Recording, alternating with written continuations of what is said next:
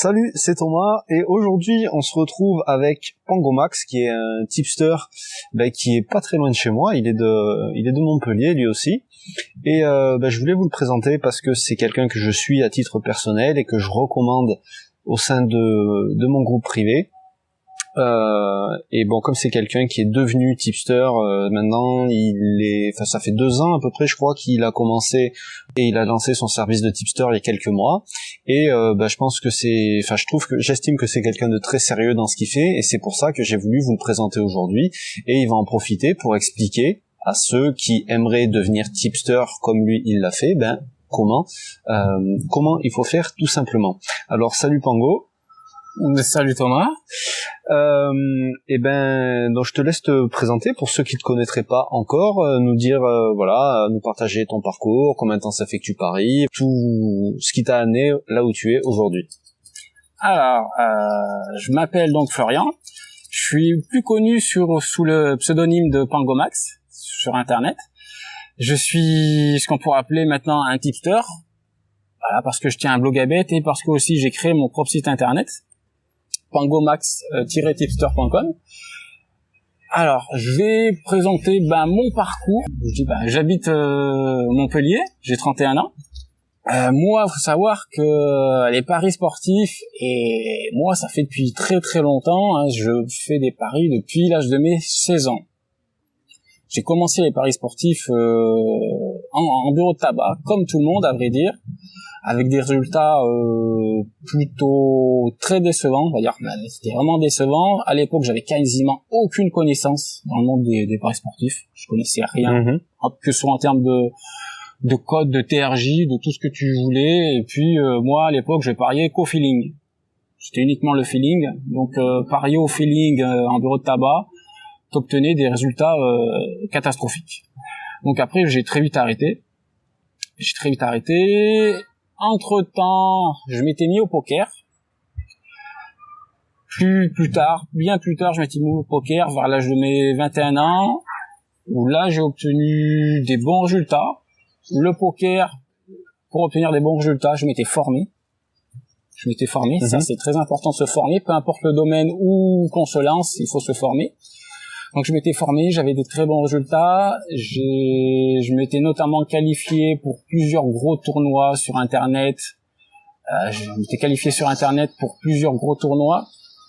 J'avais fait le World Poker Tour à Marrakech, où je m'étais qualifié pour uniquement 20 € et j'avais gagné un package qui valait 4000 €. J'avais fait un tournoi à Dublin, un tournoi à Paris, un tournoi à Cannes. Tout ça avec des qualifications pour juste quelques dizaines d'euros sur internet. J'étais quasiment ce qu'on pourrait appeler un joueur de poker quasiment presque professionnel. Vraiment, je dégageais un bon complément de revenus tous les mois grâce à ça. Il y a eu l'arrivée après des sites Argel en 2010. Ça, c'est là où je me suis remis à faire des paris. Malgré tout, on avait des cotes qui étaient totalement pourri, je le savais parce que comparé au .com, on avait vraiment des codes pourris, donc j'ai vite lâché, je me suis consacré plutôt au poker, qui est vraiment ce qui me plaisait à l'époque, c'était là où je gagnais vraiment pas mal d'argent. En plus les paris, j'avais une vision négative dans le sens où on disait oui, tu paries contre le bookmaker il va pas te laisser gagner, il va te bloquer. Donc j'ai pas vraiment voulu continuer dans ce monde des paris. Et j'ai toujours eu cette passion en fait pour le foot. Moi, j'ai toujours adoré le foot depuis toujours. J'ai toujours adoré le foot. Et puis après, il est venu en fait l'Euro 2016. L'Euro 2016 où je me suis remis à faire des paris et j'ai tout cartonné. J'ai tout cartonné parce que la France allait bien. La France a fait des très bons résultats. J'étais encore un parieur, on va dire débutant. Et je me suis dit qu'il fallait me former parce que c'est comme au poker, il faut se former au paris sportif. Si on veut le faire intelligemment, si on veut gagner, il faut se former, c'est hyper important. Donc après je me suis formé, c'est là où j'ai découvert tes vidéos. D'accord. Tes vidéos à toi, mais aussi d'autres personnes qui m'ont appris énormément de choses, je tiens à le dire, et je tiens à te remercier parce que tu m'as appris plein de choses grâce à ta vidéo. Et après qu'est-ce que je me suis formé, c'est là qu'après j'ai découvert qu'on pouvait parier sur les bookmakers.com. Et je me suis dit, ah ouais, il y a des bookmakers.com où là, les gagnants sont pas limités. Je me suis dit, ah, là, ça peut être intéressant. Donc, je suis très vite passé après l'Euro 2016 sur les bookmakers.com. Et puis après, je voulais aussi tenir un bilan en fait, tout simplement. Je voulais tenir un bilan parce que pour moi, quand je joue au poker, je tenais un bilan de mes gains, de mes pertes. Donc pour moi, il fallait aussi faire la même chose au niveau de mes paris, tenir un bilan. Donc j'ai tenu un bilan en fait sur Blogabet. Et je tiens un bilan. Maintenant, ça va faire depuis 18 mois que je tiens le bilan. Ça, c'est uniquement mes propres paris que je prends sur mon Blogabet. Et sur mon Blogabet, c'est que des paris foot, étant donné que ma passion c'est le foot. Donc voilà. Ok. Et tu paries sur quel championnat? Alors moi, c'était une spécialité? Et je parie sur tous les championnats. Maintenant, j'ai mis en place une manière de parier. Une manière de parier où vraiment je sélectionne certains matchs. Moi, en fait, j'ai remarqué que peu importe le championnat, une analyse, elle se faisait un peu de la même manière au foot. Il fallait toujours vérifier les mêmes fondamentaux. Il fallait toujours vérifier les compos d'équipe, le classement, la forme, les déclarations des joueurs, des entraîneurs, toujours vérifier les mêmes fondamentaux. Est-ce qu'il n'y a pas eu un changement d'entraîneur en cours de semaine? Il y a toujours les mêmes fondamentaux à respecter. Est-ce qu'il y a eu un match en milieu de semaine ou pas? Quel est le match suivant? Il suffit j'ai remarqué qu'en fait, si on est capable d'analyser un match en Ligue 1, on est capable d'analyser un match en Première Ligue, etc. Bon, après, il faut quand même maîtriser un peu tous les championnats, mais au final, je me suis diversifié et je maîtrise quasiment tout, j'ai entre guillemets tous les championnats parce que je parie sur tous les championnats et je marche aussi beaucoup à l'info. Si je trouve des infos spécifiques, sur des joueurs qui sont blessés, si j'ai l'info que tiens, il y a le meilleur buteur d'une équipe qui est blessé, je peux m'en servir pour mon pari. Donc moi, j'ai pas de limitation particulière par rapport à... D'accord. Et la plage de cote, le taux de réussite, tout ça à peu près? Alors, moi, ma plage de cote, actuellement, elle tourne autour des 2. Je préfère parier sur des cotes autour de 2, même moins, en ce moment, même 1,80 pour limiter la variance. Pour moi, ça c'est très important. Je souhaite vraiment limiter la variance au plus possible parce que la variance, c'est un truc qui peut vite tuer un parieur. Parce que sinon, si on commence à avoir des moins 10 unités dans le mois, moins 15, il faut gérer cette variance. Moi, je préfère avoir la variance la plus faible possible. Donc, je parie plutôt sur des cotes en ce moment inférieures à 2. Et mon taux de réussite global, il se situe, je crois, à 54% sur mon Blogabet. D'accord. Ok. Et tu fais combien de paris par an, à peu près? Alors, par an, j'en fais à peu près 300, à peu près une trentaine par mois. D'accord. Donc, c'est déjà très correct. Ça fait déjà, en gros, un pari par jour, quoi. Ça fait un pari par jour. Je parie après. Je peux parier le week-end. Je peux parier. Ça dépend. C'est pas fixe un pari par jour. Non, c'est pas fixe un pari par jour. Ok. Et tu les donnes suffisamment à l'avance. Ça, c'est quelque chose que moi j'apprécie en tout cas. C'est jamais à la dernière minute. Je les donne à l'avance parce que pour moi, un tipster se doit un peu de se mettre à la place de. On va en parler par la suite, mais à la place de ses entre guillemets clients. Parce que si tu donnes ton pari 5 minutes à l'avance. Les gens, ils ont pas le temps de recopier le pari. Si le mec, il était, je sais pas, au cinéma, il va pas dire, tiens, je reçois un pari de Pangomax, vite, faut lui donner quand même, je dirais, au moins 3 heures qu'il puisse recopier le pari. Moi, je donne même des fois des paris même plus jours à l'avance. D'accord. Et donc là, donc t'as fait combien le bilan sur l'année qui vient de passer, là? Alors, sur l'année qui vient de passer, j'ai fait du 7% de ROI et plus de 23 unités. D'accord. Donc, ce qui est quand même très très bien. Ce qui est très très bien. Moi, j'apprécie mon bilan, je trouve que c'est correct. Ah oui, non, c'est très très bien. Ok. Et donc là, c'est quand, mois d'août, mois de juillet que t'as lancé ton service?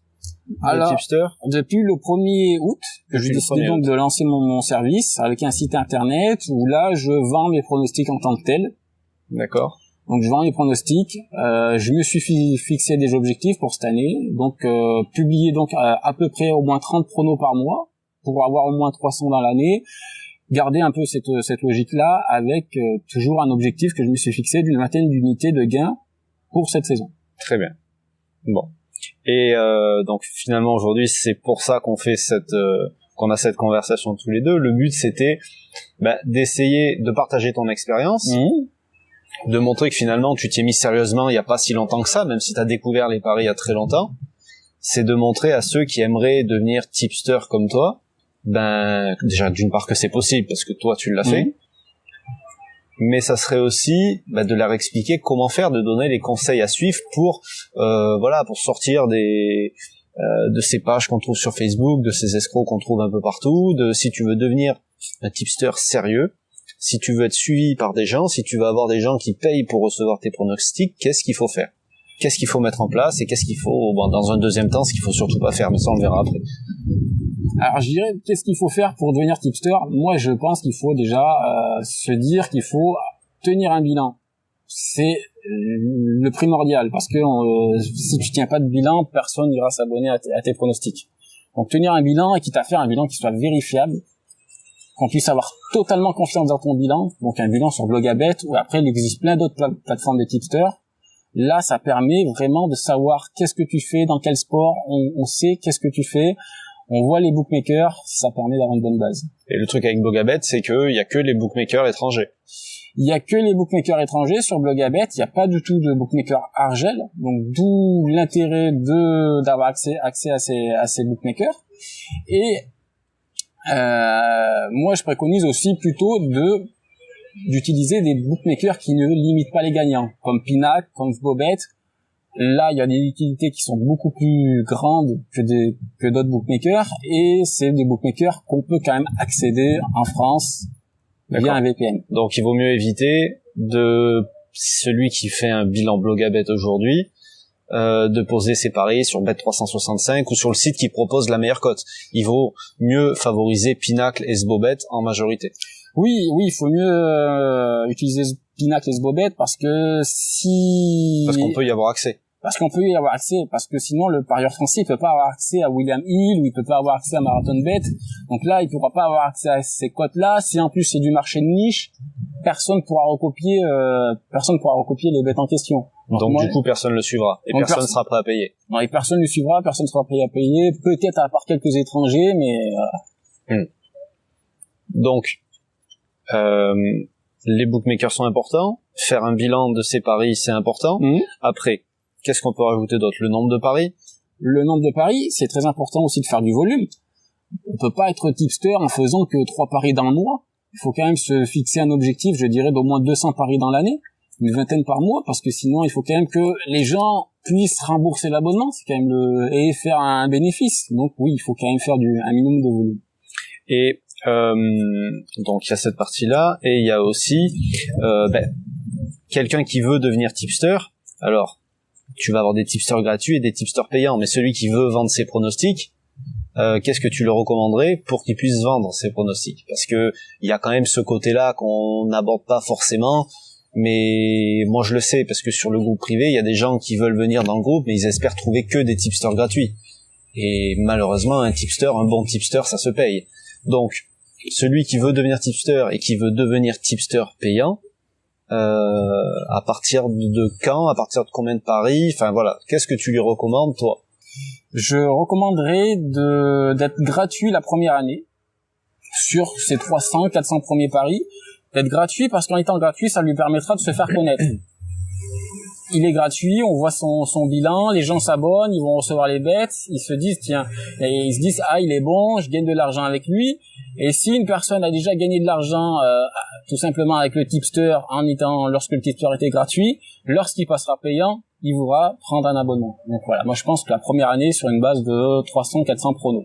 D'accord, pas faire trop vite, pas au bout de 4 paris gagnants, vouloir passer payant. Ça c'est le meilleur moyen d'être pris pour un escroc déjà, un vendeur de rêve.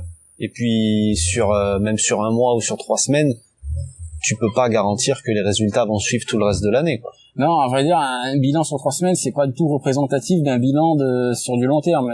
Donc il faut plutôt derrière qu'il y a un vrai bilan, que les gens puissent avoir confiance dans le bilan.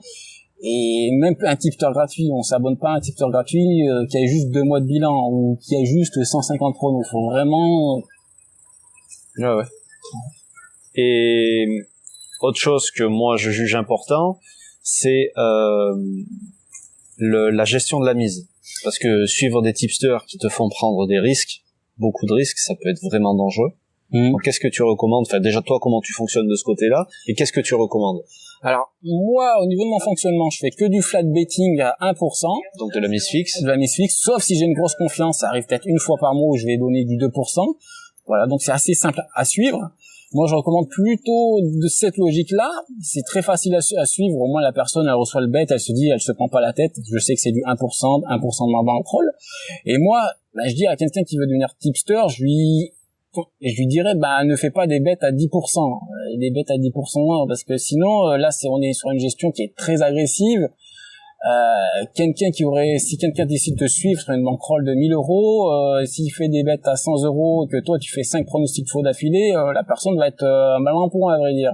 Donc voilà, il faut plutôt être sur une gestion de mise qui est soit saine, plutôt basse, je dirais maximum 1, 2, à la rigueur 3%, et je conseillerais plutôt du flat betting, ou à la rigueur varier ses mises sur 1, 2%, enfin, peut-être pas rentrer dans des mises entre 1 et 10, parce que là, entre 1 et 10%, on commence à être sur des gestions un peu particulières. D'accord.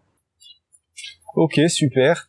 Et bon, je pense qu'on a à peu près fait le tour de ce que des recommandations, en fait, des choses à suivre. Et si on devait donner des choses à ne surtout pas faire ou à éviter, qui pourraient nuire finalement à la personne il faut quand même être bon dans les paris quand même. Oui, il faut être bon dans les paris, oui.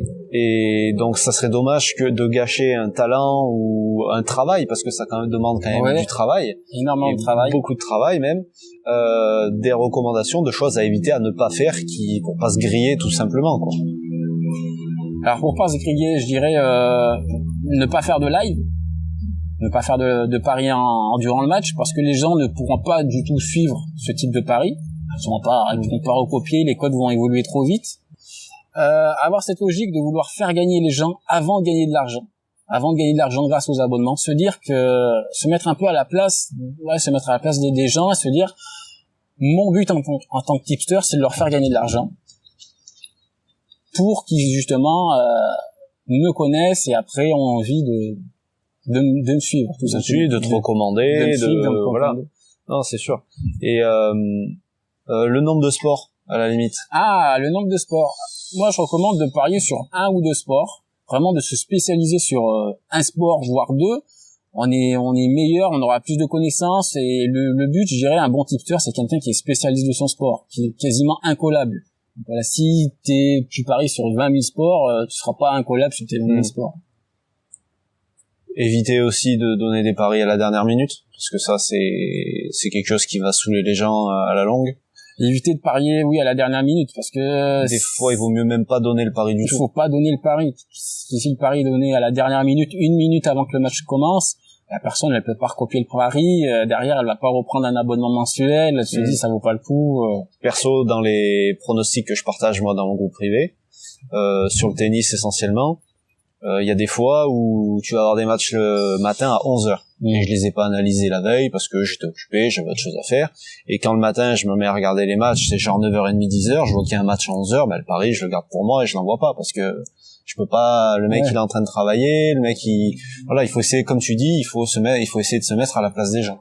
Il faut se mettre à la place des gens, et puis, voilà, un tipster va pas forcément partager tous ses paris. Il y en a certains qui va garder pour lui parce qu'il se dit, de toute façon, soit c'est trop un marché de niche, soit on peut pas recopier parce que il reste plus que 3 minutes avant le match. Faut se dire que voilà, faut se mettre à la place des gens. Ouais, les paris fun, les machins, les trucs comme ça, non? Ah oui. Effectivement, il faut pas faire de paris fun, de paris fun, parce que les paris fun n'ont pas, justement, si ta communauté, si tes gens, enfin, entre guillemets, les gens qui te suivent te demandent des paris fun, ne les donne pas, il n'y a pas d'intérêt. Les paris fun, ça va juste nuire à ton bilan, Il faut pas se forcer à faire des choses pour les gens. Ouais. Il faut pas se forcer, moi je rajouterais, par exemple, si tu n'as rien trouvé comme pari, si t'es pas inspiré du tout, si t'as pas le temps, il vaut mieux faire l'impasse et pas donner de pronos que de se forcer à donner des pronostics qui risquent d'être perdants. Juste pour faire plaisir aux gens qui te suivent. Alors, quand ils te suivent en gratuit, à la limite, tu t'en fous de pas donner de paris, mais quand les gens payent un abonnement, souvent tu vas peut-être même culpabiliser parce que t'as pas donné de paris, mais je pense que les gens sont assez intelligents des fois, quand t'es tipster, il faut évacuer un petit peu, et s'il y a rien à donner, il y a rien à donner. Si t'es pas dans l'état d'esprit de donner tes pronos, il vaut mieux faire l'impasse, quoi. Il faut mieux faire l'impasse, à vrai dire. Un tipster, je dirais, c'est quelqu'un qui est capable de se dire, et même un tipster, c'est un très bon parieur, c'est quelqu'un qui va se dire, j'ai rien trouvé, j'ai rien vu qui était intéressant, je parie pas pour cette journée, je parie pas pour le week-end. C'est quelqu'un qui est capable de faire l'impasse. Ça, c'est très important. Si le tipster est dans une logique, il faut que je donne absolument des pronos parce que j'ai une communauté, je pense pas que le tipster a une bonne mentalité. Ouais, c'est sûr. Mais donc voilà, toi, enfin, en tout cas, moi, pour avoir testé ton service, enfin, je veux dire, il y a toutes les critères requis. Tu envoies les pronos largement à l'avance, les codes sont sympas, le nombre de paris est pas, il y a pas énormément de paris, il y en a pas trop peu. Enfin, je veux dire, la quantité, elle est très correcte. Tu réponds quand on te sollicite. Enfin, je veux dire, c'est carré. Ça fonctionne bien. Donc voilà, c'est le genre de tipster que moi j'aime suivre parce que c'est facile, parce que les paris sont faciles à prendre. Évidemment, il faut avoir accès au bookmaker.com, c'est impératif. C'est impératif. Mais ça encore, les gens qui souscrivent au service chez toi, tu vas les aiguiller pour leur expliquer comment faire. Donc ça encore, tu les accompagnes, tu réponds aux questions. Donc ça c'est très bien. Et d'ailleurs, je vais mettre en dessous de la description évidemment tous les endroits où on peut trouver. Donc sur mon site internet, pangomax-tipster.com. Sur les réseaux sociaux. Sur les réseaux sociaux, sur Twitter, sur Facebook, pangomax. Et ton bilan aussi, il est consultable. Il est consultable aussi sur Blogabet. 100% vérifié, jamais remis à zéro. 100% vérifié et jamais remis à zéro. Alors, il y a juste un truc dans ton bilan qu'on avait vu dans le groupe privé quand t'étais intervenu, c'est qu'il y a un petit moment où il y a un creux bizarre. C'est parce qu'il y avait eu une gestion de mise à un moment donné particulière. C'est juste que maintenant tu t'es calé sur une gestion de mise. Justement, t'as été transparent depuis le début et t'as laissé le même bilan. J'ai été transparent depuis le début. C'est vrai qu'à un moment, j'ai eu un creux sur un mois. C'était sur le mois d'août de l'année dernière. Je suis carré. J'ai laissé le creux. C'était que à l'époque, j'avais une gestion de mise qui était différente parce que je faisais des 10 sur 10 sur Blogabet. Et maintenant, je fais que des 2 sur 10. Donc, alors, le 2 sur 10, pour les gens qui savent pas trop ce que ça veut dire, peu importe le 2 sur 10, le 10 sur 10, le machin, c'est qu'aujourd'hui, le 2 sur 10 va correspondre à 1%, c'est ça? 1%. Une mise de 1%. 1%. Voilà, c'est tout. Et donc, maintenant, tu fais que ça et éventuellement, des fois, du 2%. Du 2%, voilà. Qui serait un 4 sur 10 sur mon Blogabet. Ok. Eh ben, je crois qu'on a fait le tour. Je sais pas si t'as quelque chose à rajouter. On va dire les gens, si après il y a des gens qui veulent me poser des questions, peuvent venir sur bien sûr sur mon site voilà, internet. Par mail, je mettrai peut-être l'adresse mail après, bon ils la trouveront sur ton site, oui, c'est facile à trouver. Peut-être pas la mettre publiquement pour tout le monde, tu vas te faire spammer après, c'est peut-être pas le truc, la bonne idée. Ouais. OK. Eh ben Pango, merci Pango Max. Merci de m'avoir accordé cet entretien, c'était sympa d'avoir partagé ton expérience avec tout le monde, d'avoir donné tes conseils. C'est cool, et puis on se retrouve bientôt. Je te laisse le mot de la fin, tu te démerdes, t'es en galère maintenant. Merci Thomas, je te remercie de m'avoir invité. Si cette vidéo vous a plu, likez-la, ça me fera plaisir, ça fera plaisir à Thomas. Ouais, c'est sûr. Partagez-la même. Partagez-la, on sera tous les deux contents. Et aussi, sous la description de la vidéo, vous allez trouver tous les liens nécessaires. Voilà, pour découvrir. Et puis en plus, tu fais un truc pour les gens qui te connaissent pas. S'ils s'inscrivent chez toi, ils ont droit à un pronostic gratuit par mois. C'est même à vie, j'ai mis 10 pronostics gratuits, mais c'est un pronostic gratuit à moi à vie. Ouais, donc c'est juste pour voir à la limite comment ça fonctionne avant de franchir le pas, quoi, parce que oui. OK, parce que finalement avec ça on va pas aller bien. Non, avec un pronostic gratuit 12 euros par an, on va pas aller bien. On va pas aller bien loin, okay. Bon super, merci beaucoup et puis à bientôt. Merci à toi et puis oui, à bientôt, ouais. Allez, salut tout le monde.